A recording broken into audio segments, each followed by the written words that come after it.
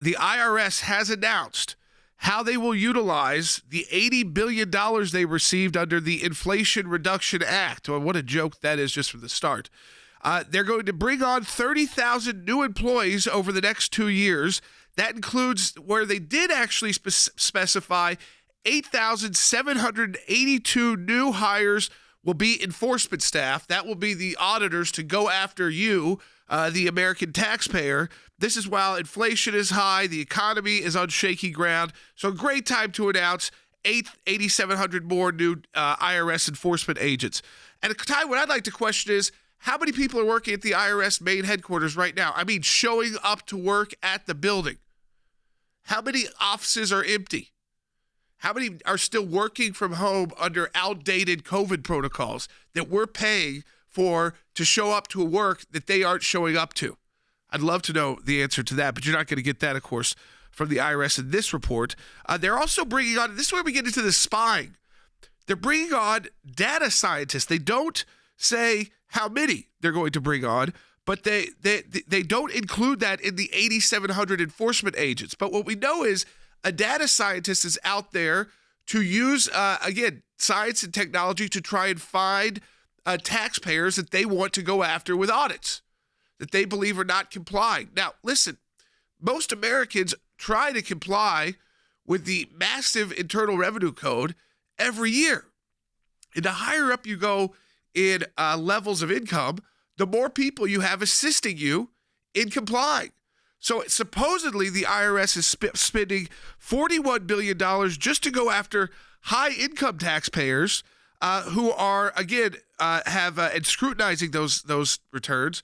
But you have to ask yourself, where are you going to find revenue there when those are the people that are most protected, that have the most attorneys and the most staff? What I think is just very unsettling here is that in this memo to Janet Yellen from the IRS commissioner, they say all efforts will be made to comply with your directive, not law, but directive, not to use the resources, the $80 billion, to raise audit rates on small businesses and households making under $400,000 a year relative to historic levels.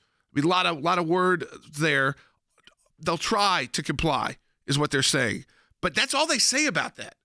Politico pointed out what's not in here. And by the way, something that Democrats have asked for too, information that's not in here. What's not in here? How many employees the agency would like to hire long-term, because this is a plan that goes through 2031 for enforcement. How many more IRS auditors do they want out there targeting middle-class Americans? Because all they're saying is, we won't use half this budget to target middle-class Americans. And that's if they comply. But the rest of the budget can be used to go after wage earners and people who, again, the gig economy, if you will. What else is not in there? How they're going to comply with that pledge to not go after people making under $400,000 a year, not increase that number. And then what about the forecast to spend on things like customer service? Why aren't we getting numbers on that? You know what the report says? We're going to deliver cutting-edge technology, data, and analytics to operate more efficiently. Better customer service. But that's all it says. It doesn't say how. It's taken them this long just to say, this is what we'll do. And I mean, you can understand why. They think they're going to get $80 billion.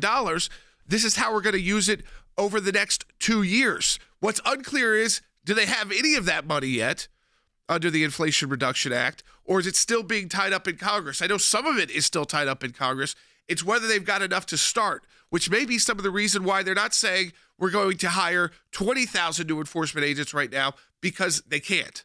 So instead, they announce that they are going to hire 8,700 new enforcement staff. I want to go to Andy Economo because, Andy, that number is huge in itself, because that's on top of the enforcement staff they already have. So that's 8,700 more IRS agents coming after Americans. That's exactly right. 8,700 more people who are going to be scrutinizing you and looking at you, checking your tax returns, making sure that you're coughing up what they want for the federal government, for this left-wing woke administration to put its policies into effect. And the only way they get the money is by looking at taxpayers and scrutinizing taxpayers. The word that bothers me is this data scientist. When I hear that they're going to hire more data scientists than they ever have for enforcement purposes, is what the Deputy Treasury Secretary told reporters at a press conference. These are people who are these nerd geek people who are algorithm people who sit in the back rooms and who look at tax returns and figure out how are we going to attack this person and try to get more money out of him or her or the small business. And they put it into their little formula, Jordan, and they figure it out and they attack you. And that does not comply with what he said was Janet Yellen's pledge, that they're not going to increase audits on those making less than $400,000. They never say how they're going to follow that maxim that supposedly the Secretary of the Treasury has imposed. All efforts will be made to try not to comply. But we know that they're not spending all $80 billion to go after high-income earners. They say they're going to spend $40 billion. That's their plan through 2031. To go after high-income earners. That'd be people over $400,000 a year. And again, like I said, the higher up you go, the more sophisticated tax advice you are getting, as well as the auditor, tax attorneys, and then, of course, accountants who are putting together your return. And so where are they going to get all this windfall of money? And you know why they have to do this? The federal government did this. And you can thank Joe Manchin of West Virginia for this spending debacle. Is because the government keeps running out of money, the federal government, because they're unwilling to cut spending. They have to keep spending on wars that they can't tell us how they're going to end. You know, we keep hearing now Ukraine is going to invade Crimea. That's going to cost a lot more U.S. weapons. So they got to find new sources of revenue.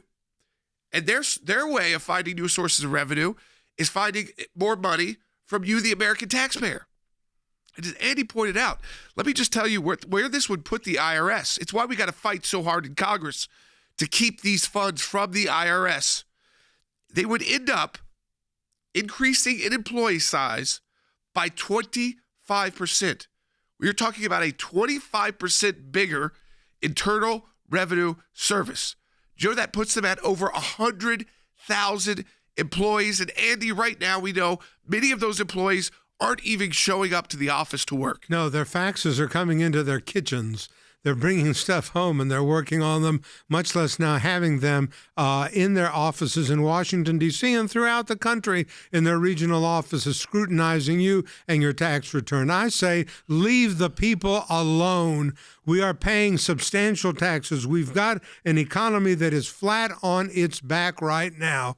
We've got gas prices high. We've got borders that are insecure. We've got a disastrous situation in Ukraine where we're funding the 51st state. That's really what it is in this war that's going to drag on forever and ever, in my estimation. And now you've got someone saying, the Commissioner of Internal Revenue, through his boss, the Secretary of the Treasury, is we're going to come at you for more. It's not enough.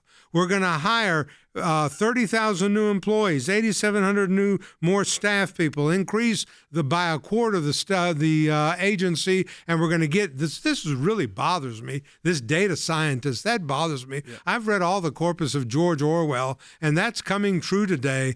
The thought police, they're going to come in here, put algorithms together, as our producer told. That wasn't new to me. That's Will Haynes came up with that, and he's absolutely right. And they're going to focus on us, and they're going to try to suck the blood out of everything that a small business makes. Well, the small businesses are the heart of America. The small taxpayers are the heart of America. I say to the IRS, leave us alone.